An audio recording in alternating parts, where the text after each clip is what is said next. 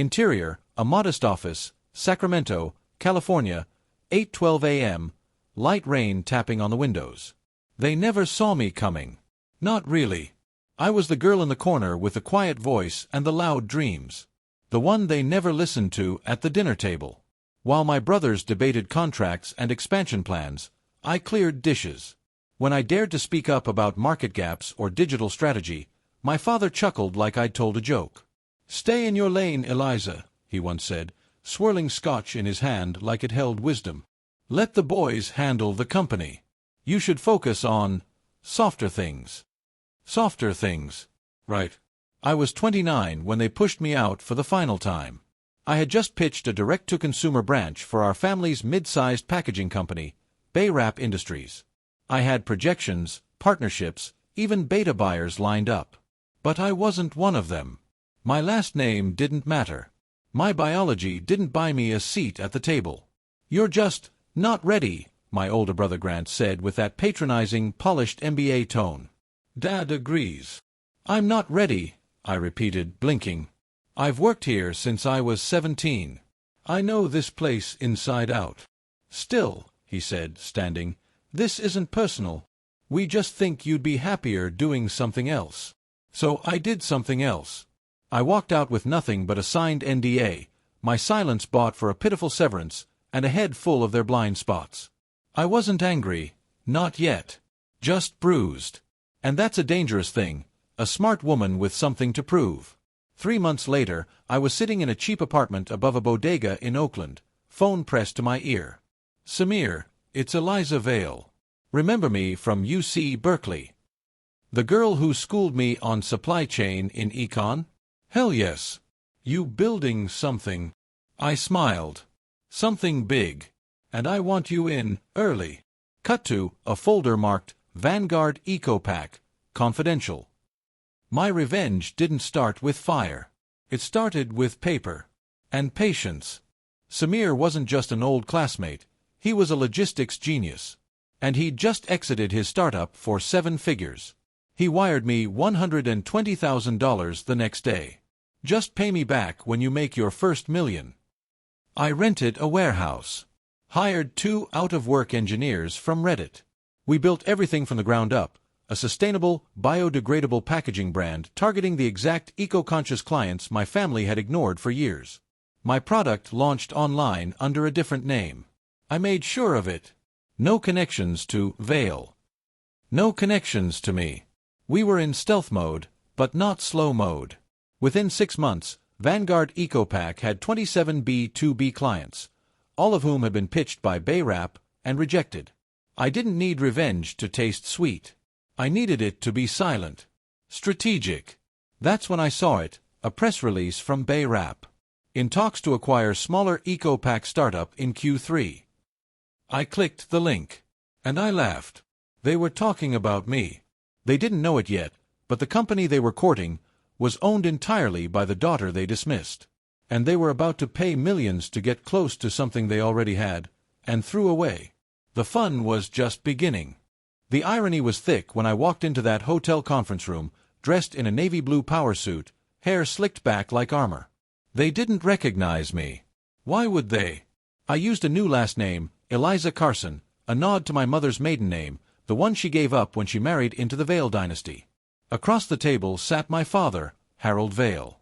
Grant was beside him, arms crossed, radiating smug confidence. "Ms. Carson, we're very impressed with your growth," my father said. "I appreciate that," I replied evenly. "But growth is only part of the picture. Purpose matters too." They nodded. Clueless. My lawyer handed over terms.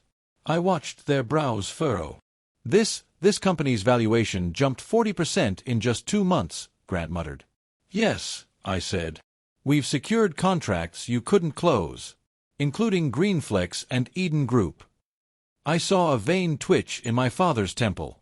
Those were contracts he chased for 5 years. Never landed them.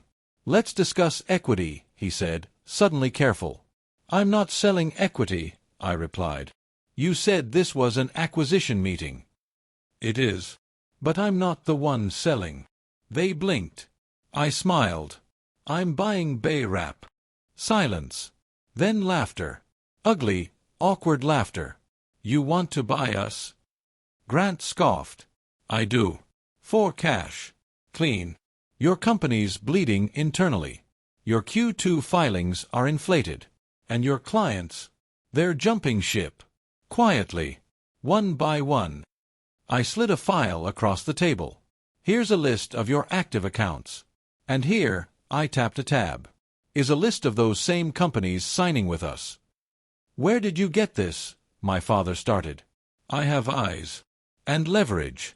And your clients trust me now more than they trust you. He flipped pages in disbelief. You hacked us. I outperformed you. My voice didn't rise. I didn't need volume. I had power now, and they knew it. My offer stood at $12 million. That's all BayWrap was worth now. A fraction of what it once was. A fraction of what they thought it still was. They asked for time. I gave them 48 hours. Because in 72, their accounts would be empty. The call came at 2:13 a.m. Eliza, it was my younger brother, Micah. The one who used to sneak me gummy bears during board meetings. Are you really doing this? I'm offering a lifeline, I said. Dad's losing it. Grant's threatening to sue. They're saying you're unhinged. Micah, they forced me out. They left me with nothing but my skills. And now those skills are worth more than their pride. A pause. You're not doing this out of hate, right? No. I'm doing it because I earned it. When the documents were signed 2 days later, I didn't gloat. I didn't even show up in person. I just received a wire confirmation, $12 million transferred. 100% ownership acquired. BayWrap Industries was mine. But I didn't stop there. I fired Grant first.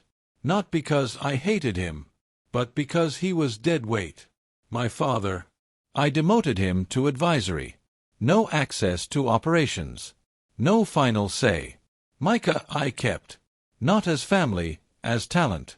He was good at finance, and he knew how to listen.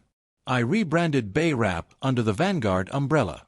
And I rewrote its values page. Founded by Eliza Vale, a builder, a visionary, and the daughter they underestimated. Within 6 months, Forbes listed us in Top 20 Disruptors in Sustainable Packaging. At a gala, a man approached me with a flute of champagne. You're the girl who bought out her father.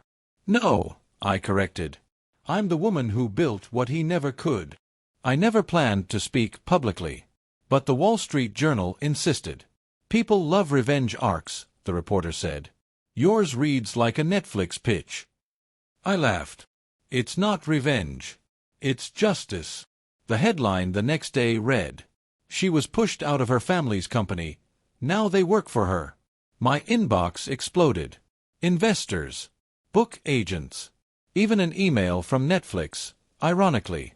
Grant never returned a single one of my emails since the buyout. Dad stayed quiet, resentful in his corner office. Micah. He brought me coffee every morning, with a sticky note that read, You were right. I kept that one in my drawer. This morning, I sat in the same boardroom they once shut me out of.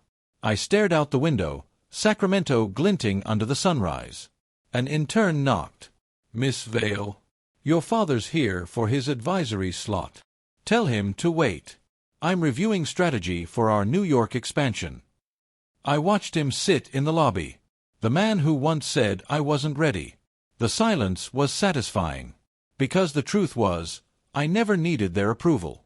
I needed the room. And now, I own it.